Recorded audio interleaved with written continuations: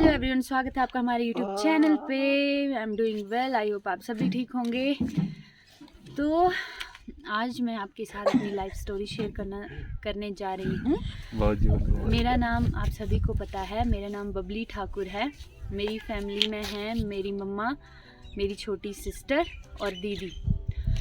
तो भाई और पापा, भाई थे हमारे, वैसे मेरे से बड़े थे, लेकिन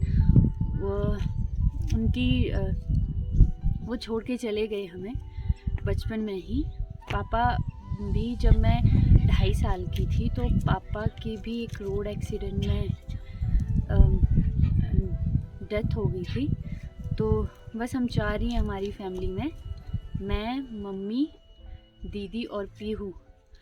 फिर हमारी लाइफ बहुत ही स्ट्रगलिंग रही है, हमसे ज़्यादा हमारी मम्मा की स्ट्रगलिंग रही है, क्योंकि मम्मा को बहुत प्रॉब्लम हुई। पापा जो थे पोस्ट ऑफिस में काम करते हैं, तो मम्मा को पापा की जो जॉब है उसको लेने में काफ़ी टाइम लग गया। हार्नेस के केस में 3 साल लग गए मम्मा को जॉब लेने में। तब तक जो हमारी रिलेटिव्स थे उन्होंने हमें संभाला, हम तीनों को हमारा सपोर्ट किया।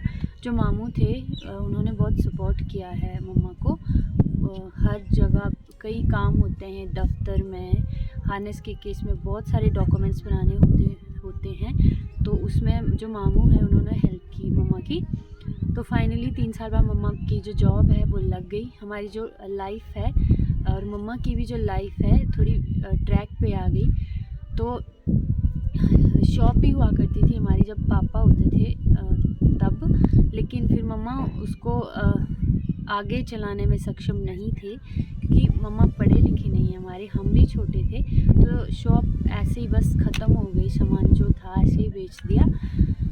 फिर जो मम्मा हैं, अब आपको पता ही है हमारी फैमिली में सिर्फ लेडीज़ हैं, तो एक जो खुद को सभ्य समाज समझते हैं, जो ये समाज के ठेकेदार हैं, उनके अकॉर्डिंग मतलब जिस घर में अगर जेंट्स नहीं है तो उनके लिए वो घर नहीं है। लाइक समझ रहे हो आप ना, उस घर में कुछ भी होता है, अच्छा होता है या बुरा होता है, तो उस घर की जो बड़ी औरत है उस पे उस चीज़ का जिम्मा डाल देते कि हाँ औरतों के बस की बात नहीं है या कुछ भी ऐसा है ना।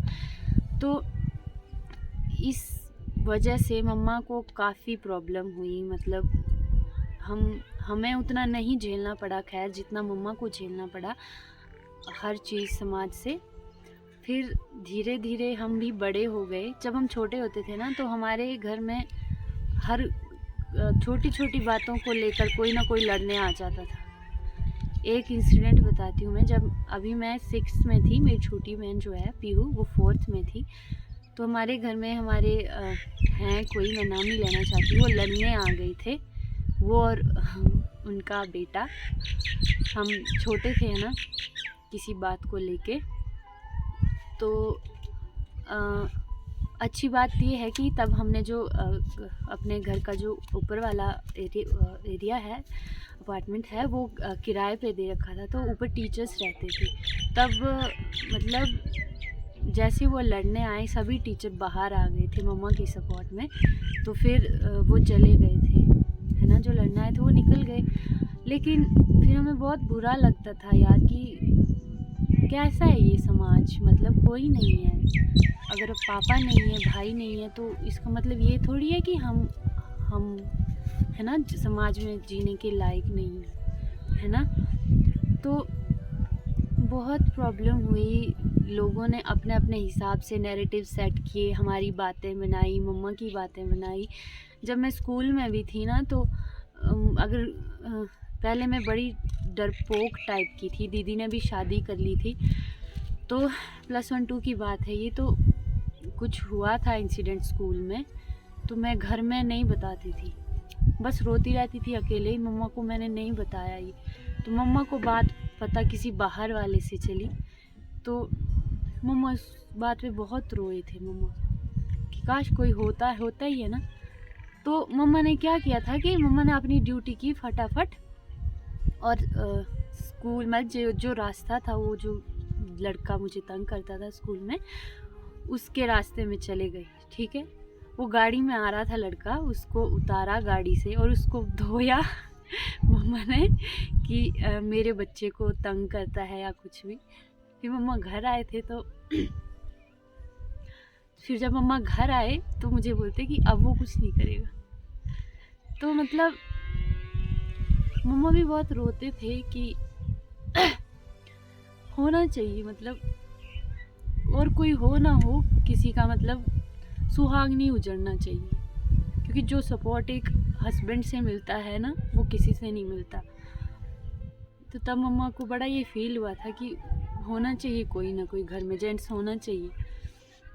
फिर मम्मा ने तब मुझे एक बात सिखाई थी कि कोई भी प्रॉब्लम हो, लड़ो, उसके अगेंस्ट लड़ो, खुद लड़ो। आप ये सोचोगे कि आपके लिए कोई आएगा, कोई खड़ा होगा, तो वैसे लाइफ नहीं चलती बच्चे। उन्होंने मुझे ऐसे बताया था। इसलिए तब से लेकर अभी तक कोई भी फिर प्रॉब्लम आती है, मैं उसको खुद ही हैंडल करती हूँ। मेरी छोटी बहन भी है, वो भी बहुत स्ट्रॉन्ग है, और हम दोनों इतने स्ट्रॉन्ग हैं सिर्फ़ और सिर्फ मम्मा की जो इंस्पिरेशन है, उनकी अपब्रिंगिंग है, उसकी वजह से हम ऐसे। फिर अच्छा हो गया सब। फिर मैं कॉलेज आई, फिर तो मुझे मेरी लाइफ में ये आए, फिर अच्छा हो गया सब। फिर हम बड़े हो गए तो मम्मा को भी सपोर्ट करने लगे हर चीज़ में। हमारी जो एजुकेशन है उसमें मम्मा ने कोई कसर नहीं रखी।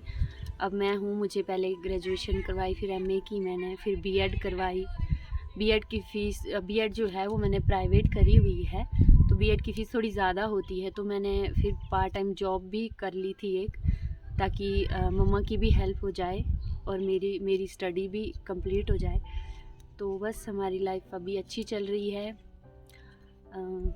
पीहू भी मम्मा को सपोर्ट कर रही है, क्योंकि उसका यूट्यूब से भी अब इनकम शुरू हो गई है, तो अभी सब अच्छा हो गया है। वो कहते हैं ना कि घने बादल के बाद एक धूप आना लाइफ में, बस वैसा ही चल रहा है। अभी मेरी भी शादी हो गई है, सब अच्छा चल रहा है, बढ़िया। जब मैं 12th में थी, हमारे स्कूल में एक गाय आती रहती थी, रोज़ ही आती थी, तो मुझे उसको देख के बहुत बुरा लगा। अब जैसे हमारे घर में मतलब हमारी ज़मीन जो है वो दादा वगैरह के उधर होती है, तो हम नहीं करते हैं खेती बाड़ी का काम। तो मैंने क्या किया, मैंने वो गाय बांधी और मैं उसको घर लेके चली गई और मम्मा का रिया, मम्मा की आंखें खुली कि ये क्या है। फिर मम्मा बिल्कुल ही परेशान है, क्योंकि वहाँ जहाँ पे हमारे घर हैं अभी, वहाँ पे घास वगैरह नहीं, हमारी ज़मीन नहीं है, तो घास वगैरह मम्मी दूसरों के खेत से लाए, गाय को खिलाया। फिर मम्मी रात को परेशान कि अब क्या करना है। फिर मम्मा ने मुझे अगले दिन मुझे बोला तू छुट्टी ले और जो गाय है उसको धार में छोड़ के आ, मतलब जो मेरे मामा वगैरह हैं वो धार में रहते हैं, तो बोला उनके पास छोड़ के आ। तो फिर मैं गाय को उधर मतलब मम्मा ने, अब ये बहुत बड़ी बात है क्योंकि हमारे घर में ज़मीन नहीं है, कुछ नहीं है, और फिर भी मैं गाय को ले आई, है ना, जिनको खाने के लिए घास चाहिए। तो फिर भी मम्मा ने मुझे डांटा नहीं, मतलब सिर्फ ये बोला कि अब हम कैसे करेंगे, कैसे अब घास वगैरह कहाँ से, सिर्फ इतना बोला। फिर हमने क्या किया, उस साल गाय रखी, घास खरीदा पर मम्मा इतना सपोर्ट करते थे। फिर अगले साल क्या हुआ कि मम्मा ने बोला कि अब जितनी मेरी सैलरी है उस हिसाब से या तो मैं आपको पढ़ा सकती हूँ या गाय के लिए चारा खरीद सकती हूँ। तो बोला अब क्या करना है। फिर हमने डिसाइड किया कि हम गाय को मामा वगैरह के यहाँ दे आएंगे। फिर हमने मामा को दे दी थी वो गाय। तो ये इंसिडेंट बताने का मेरा यही एक रीज़न है कि मम्मा बहुत सपोर्टिव है, बहुत सपोर्टिव। मतलब उनको अगर वो देखते हैं कि हाँ मेरे बच्चे अच्छा काम कर रहे हैं, तो नो मैटर वो सपोर्ट करेंगे, चाहे उनको कुछ भी करना पड़े। और अगर हाँ एक बात ये, अब जब गाय है तो गाय को पालने के लिए बहुत मतलब जगह चाहिए, घास चाहिए, है ना।